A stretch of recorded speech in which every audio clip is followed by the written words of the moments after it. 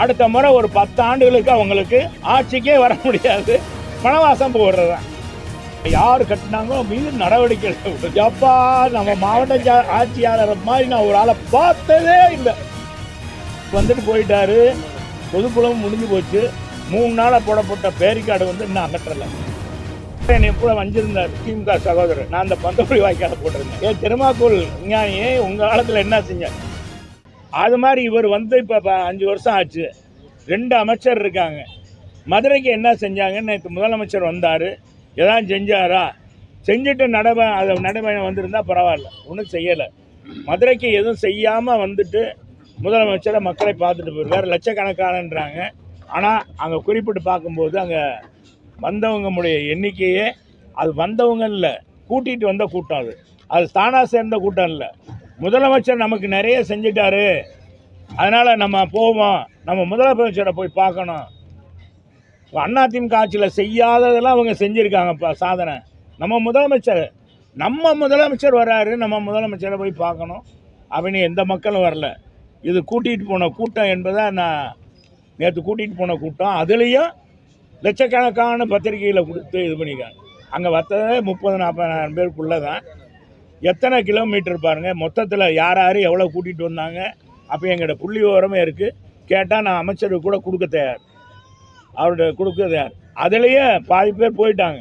ரொம்ப நேரத்துக்கு முன்னாலே 3 மணி 4 மணிக்கு கூப்பிட்டு வந்து ஒரு 6 மணிக்கு 7 மணிக்கு வரவும் பாதி பேர் போயிட்டாங்க. இதுதான் நடந்தது என்பதையும் தெரிவிச்சுக்கிறேன். இது என்னப்பா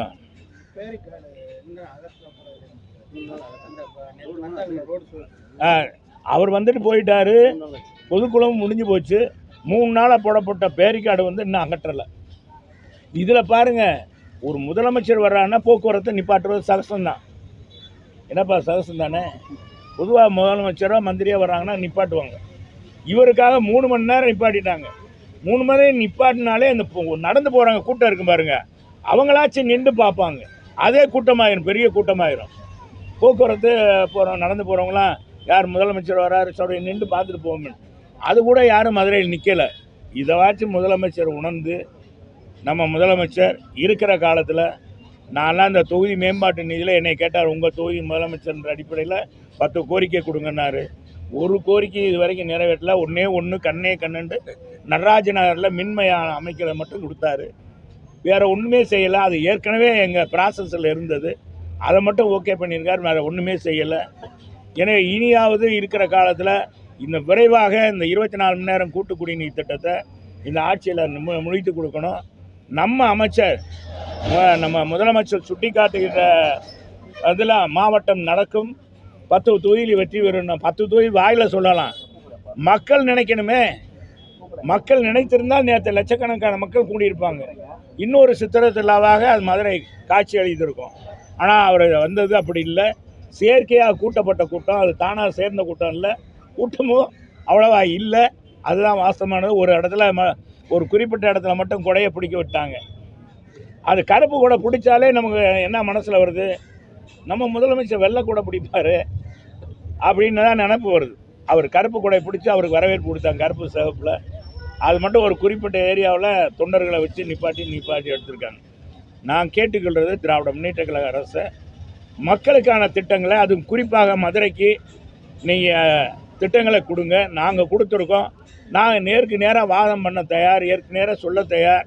எந்த அமைச்சர் கேட்டாலும், எந்த இடத்துல பொது வழியிலும் இவங்க என்ன செஞ்சாங்க, நாங்கள் என்ன செஞ்சோம், நாங்கள் 10 ஆண்டுகளில் நான் அமைச்சராக இருக்கும்போது என்னென்ன மதுரைக்கு செஞ்சேன்றதை சொல்ல தயார்.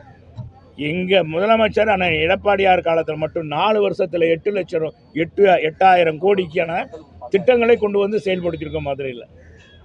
இன்றைக்கி வானளாவிய கட்டடங்கள் மதுரையில் இருக்குது, மிகப்பெரிய அளவுக்கு கட்டடங்கள் இருக்குது.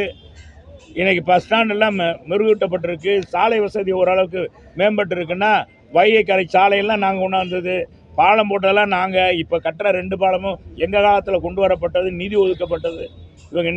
இவங்க இப்போ தாமதமாக தொடங்கி அதுவும் போக்குவரத்துக்கு இடையூறாக ஆமை வேகத்தில் அந்த பால வேலைகள் நடக்கிறது. இதையெல்லாம் துரிதப்படுத்தணும் என்பதான் கேட்டுக்கிறேன். நன்றி, வணக்கம்.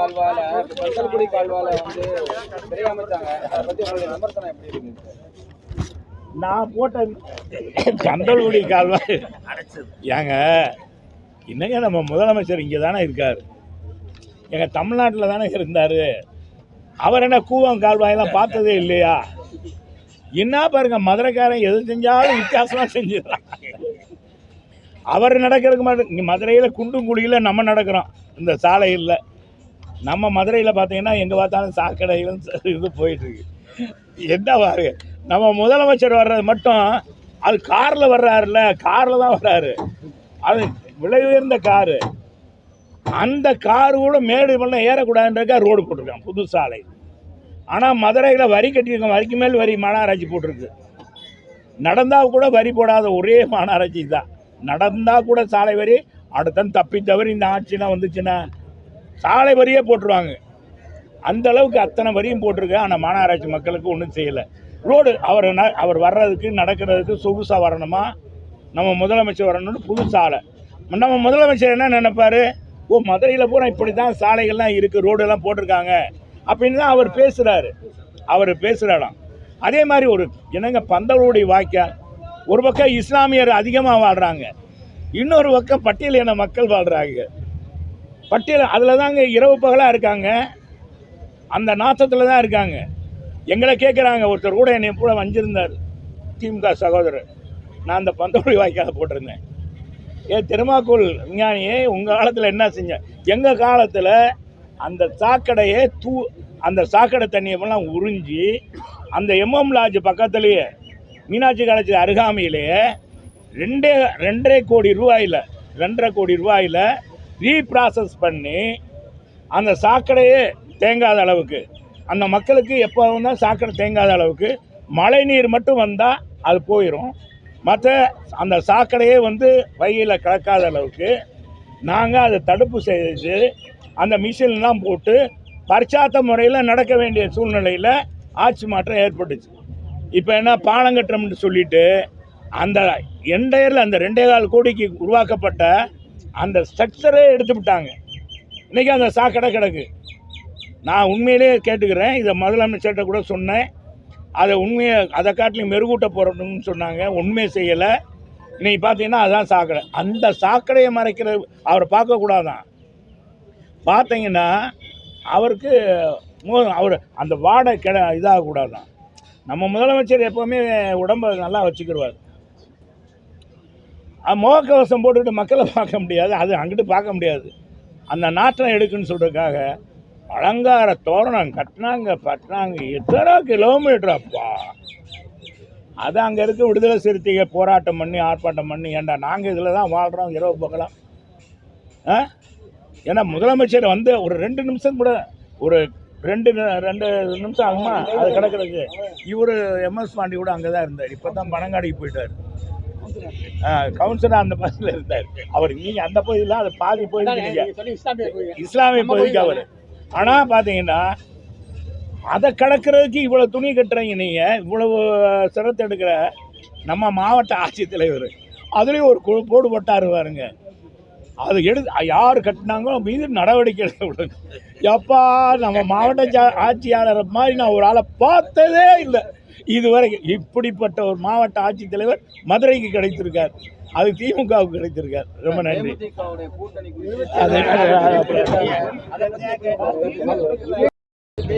அது பாஜக அதிமுக கூட்டணி குறித்து பேசும்போது பொம்பியமா உட்கார்ந்துருந்தாரு. இவர் கால்ல கூட தான் விழாத குறையா அப்படின்ற ஒரு குற்றச்சாட்டு வச்சிருந்தார் முதல்வர். இதை எப்படி பாக்குறீங்க? நான் என்னன்னா, இது எதிர்கட்சி தலைவர் முதலமைச்சர் அவர் பேசுவார், எப்பவுமே பேசுறது தானே, அது புதுசா ஒன்றும் இல்லை. ஆனால் அதிலே காட்டிலும் ஒரு புதுசாக ஒரு இது இருக்கு. ஒரு முறைக்கு மறுமுறை திமுக ஆட்சிக்கு வராது என்பதற்கு ஒரு சான்று. எப்பவுமே வந்தது இல்லைங்க, கலைஞர் காலத்திலையும் வந்ததில்லை. தலைவர் அந்த கட்சியில் இருக்க வரைக்கும் 2வது தடவை வந்தாங்க. 72 வந்தது, 71 2வது தடவை 69 எலெக்ஷனில் வந்தோம். தலைவர் பிரிஞ்ச பிறகு ஒரு தடவைக்கு மறுமுறை வந்ததே இல்லை. அதை காட்டிலும் மதுரையில் எப்பப்போ பொதுக்குழு கூடுதோ அப்போலாம் அந்த பொதுக்குழு கூடும்போதெல்லாம் பார்த்தீங்கன்னா சரி, அடுத்த முறை ஒரு 10 ஆண்டுகளுக்கு அவங்களுக்கு ஆட்சிக்கே வர முடியாது, வனவாசம் போடுறது தான். அது 1977 நடந்த பொதுக்குழு. அதுக்கடுத்து தலைவர் ஆட்சி வந்துடுச்சு. 12 மாதம் 12 வருஷம் வனவாசம் போயிட்டாங்க. 12 வருஷம். அப்புறம் 2 வருஷம் வந்தாங்க. அப்புறம் அம்மா வந்துட்டாங்க 91. அப்புறம் ஒவ்வொரு தடவை அப்புறம் மைனாரிட்டி ஆட்சி வந்துச்சு திமுக. ஆனால் இந்த தடவை அது எப்படி தெரியல, அவங்களே இங்கே எவ்வளோ போட்டு அந்த ராசி பாருங்கள், மதுரைன்னு ஒரு ராசியே அதுக்காக தான் மதுரையை வந்து அவங்கள பிடிக்காம போனது. யாரோ சொல்லி நம்ம முதலமைச்சரை ஏமாற்றி விட்டாங்க. இந்த ராமநாதபுரத்துக்காரன்ல ஒரு மாற்றுத்திறனாளி வேர்ல்டு கப் வாங்கினேன்னு சொல்லி ஏமாத்தினான் பாருங்க. அந்த மாவட்ட ஆட்சித்தலைவர் அவன் பயங்கர கில்லாடி. அப்பா அவன் கில்லாடி.